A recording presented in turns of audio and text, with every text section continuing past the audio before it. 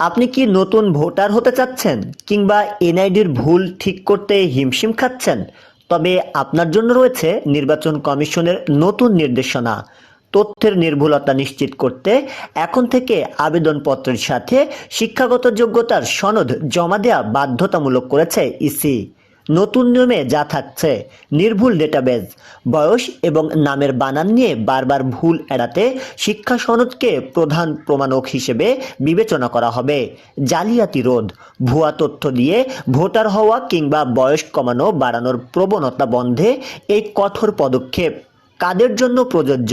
যারা অন্তত প্রাথমিক বা তার ওপরের স্তরে পড়াশোনা করেছেন তাদের জন্য এই নিয়ম কার্যকর হবে। তবে নিরক্ষরদের জন্য থাকছে বিকল্প কোনো ব্যবস্থা। ইসির এই সিদ্ধান্ত কি সাধারণ মানুষের ভোগান্তি বাড়াবে নাকি এনআইডির ভুল কমাতে সাহায্য করবে? আপনার এনআইডি কার্ডে কি কোনো ভুল আছে? এই নতুন নিয়ম নিয়ে আপনার মতামত কি? কমেন্টে জানান এবং বন্ধুদের সচেতন করতে পোস্টটি এখনই শেয়ার করুন। শাহরিয়ার হিমেল, ডেস্ক রিপোর্ট, নবরূপ টিভি।